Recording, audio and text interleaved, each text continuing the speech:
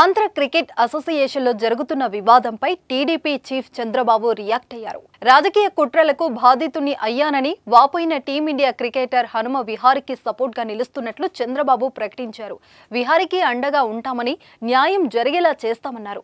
చంద్రబాబు ఎంట్రీతో ఇప్పుడు ఈ ఇష్యూ సంచలనంగా మారింది. పొలిటికల్ బ్యాక్గ్రౌండ్ కలిగిన ఓ క్రికెటర్ను మందలించాననే కారణంతో తనను ఆంధ్ర జట్టు కెప్టెన్సీ బాధ్యతల నుంచి తప్పించారని హనుమ విహారీ పేర్కొన్న విషయం అలజడులు రేపుతుంది. మీరు కొత్తగా బిజినెస్ స్టార్ట్ చేయాలనుకుంటున్నారా? మార్చ్ 16-17న హైటెక్స్ లో ఫ్రాన్సెస్ ఇండియా బిగ్గెస్ట్ ఫ్రో ఎక్స్పో.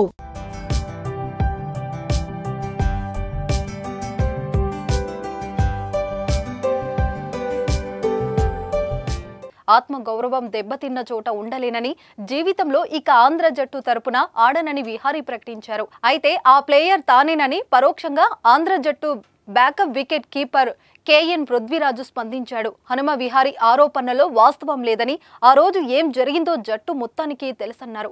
సానుభూతి గేమ్స్ ఆడుకో అంటూ విమర్శలు గుప్పిస్తూ పృథ్వీరాజు పోస్టు చేశాడు. అందుకు హనుమ విహారీ కూడా ధీటుగా రియాక్ట్ అయ్యారు. తనను కెప్టెన్ గా తొలగించవద్దంటూ జట్టులోని ఆటగాళ్లంతా అసోసియేషన్ కు రాసిన లేఖను సోషల్ మీడియా వేదికగా పంచుకున్నారు. ఆ లేఖలో హనుమ విహార్నే కెప్టెన్ గా కొనసాగించాలని, ఆయన ఎవరిని కూడా వ్యక్తిగతంగా దూషించలేదని జట్టులోని ఆటగాళ్లంతా పేర్కొన్నారు.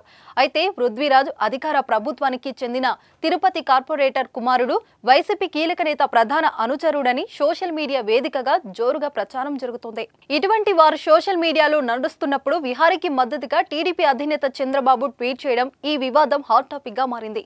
వైఎస్ఆర్సీపీ ప్రతీకార రాజకీయాలకు ఆంధ్ర క్రికెట్ సంఘం కూడా లొంగిపోవడం సిగ్గుచేటు. ఆంధ్రప్రదేశ్ తరపున ఎప్పటికీ ఆడనని ప్రకటించే స్థాయికి అంతర్జాతీయ భారత గొప్ప క్రికెటర్ అయిన హనుమ విహారీని టార్గెట్ చేశారు. హనుమ విహారీ, మీరు ధైర్యంగా ఉండండి. ఆట పట్ల మీకు ఉన్న చిత్తశుద్ధి, నిబద్ధతే సమాధానం చెబుతాయి. ఈ అన్యాయమైన చర్యలు ఏపీని, ప్రజల స్ఫూర్తిని ప్రతిబింబించవచ్చు.